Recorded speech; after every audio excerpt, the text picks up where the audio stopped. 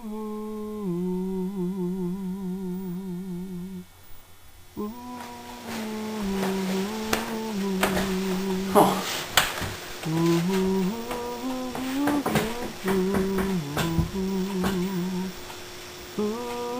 Haha. Alright, geezers and geezerettes. My name is Neil. And this is my personal ad. I'm an intelligent public speaker looking for a woman who isn't afraid of a man behind a podium. Be ready for an awkwardly sexy British person who wears brown. Brace yourselves for pencils running recklessly across Paul McCartney. You must have the aroma of a song just played. You must have the ability to shed the confines of privacy and step out into the open with a shadow. Be ready for someone who will annoy you, much in the same way you might be annoyed if your penguin stole your neighbour's chair. I want a Southwark seamstress who has less stress and seems to be seething with soothing sacrilege. Don't keep your secrets in your bum bag, I always say. I want a bird who will let them air out and fly. Indeed, let it all hang out, rather like a brick house. If you come to my flat, be prepared to analyse colours and moods and philosophical ideas, both existing and non-existing. Throw your troubles to the River Thames, but don't forget about them. Don't regret them either. Hard as it sounds, I'd like you to keep the junk in your boot. And unlike Billy Joel, I'd like some clever conversation. Cheers, love. Your friend from England, Neil.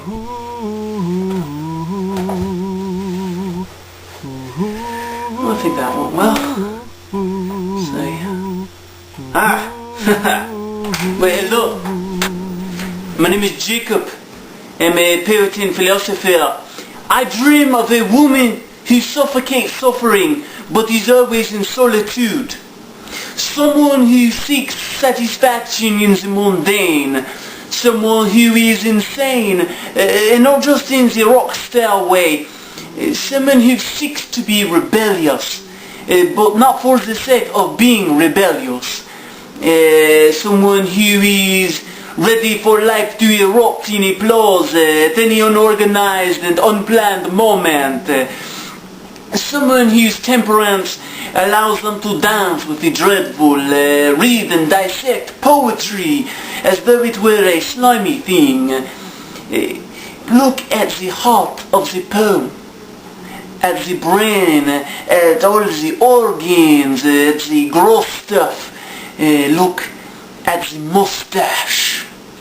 I'm looking for someone who does not take faces at face value, and that includes the face of John Cassavetes. I am thinking of a number between 1 and 2. I am a little politician on the playground of politics. I am a euphoric toupee on an orangutan's head. The zebra mosses show through the waters of my memory. They choke at my reasoning and inhibit my thought processing. So I am sans teeth, sans eyes, sans taste, but not sans everything. For I shall have you to dance with, you to drink the wine of sublime parental control with, and you to lie to me. You will lie to me. You will lie to me, you will lie with me, you will lie to me, and I will follow you all the way. That is what I am looking for in a woman. My name is Jacob. Please respond if you think you can handle this request. Thank you.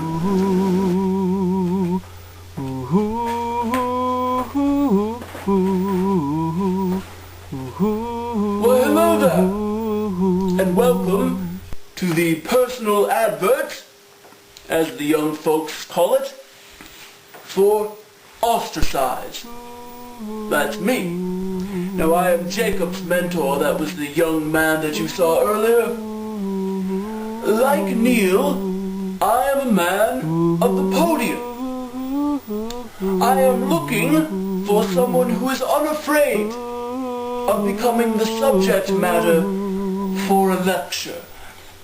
I will talk about you behind your back, as the cliché goes, but you will always know when I do this. You will know what I say, why I say it, and how I say it. You will read the poetry of the bard not as poetry, but as the thoughts and dreams of living, breathing specimens. You will see the bodiness of the bard. You will read him as he was meant to be read, with enthusiasm and naughtiness, seeping past the pores of punditry. And all the while, you will make his words your own. For that, my friends, is how Shakespeare was truly meant to be read, with our own spin to it. For indeed, Shakespeare belongs to all of us, in every time period that was and is yet to come.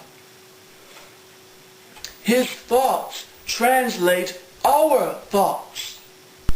Many of us mistakenly believe that we must translate and attempt to comprehend the stories and dialogue that he was trying to convey, but rather the truth behind Old William lies not in Willie S, but in ourselves. He was merely commenting on life, not creating it. By examining his works and words, we see not just great literature, but great life. The life we know. For instance, Shakespeare used old stories, he used cliches, excuse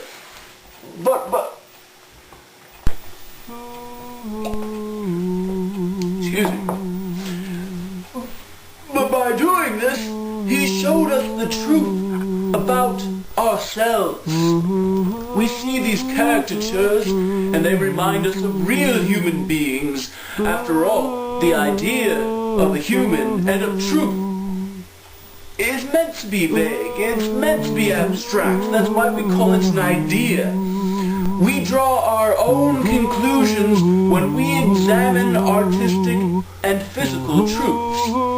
For we only can see the world through our own eyes, which I suppose is obvious, but easily forgotten. And thus, my friends, Romans, and fellow countrymen, I implore you to see past the words, past the poetry, and into the heart of a man who is simply writing life as he saw it, as we see it.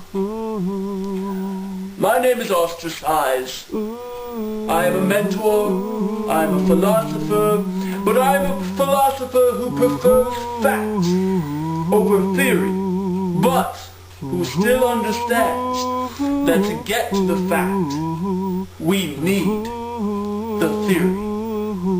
Thank you, and good night.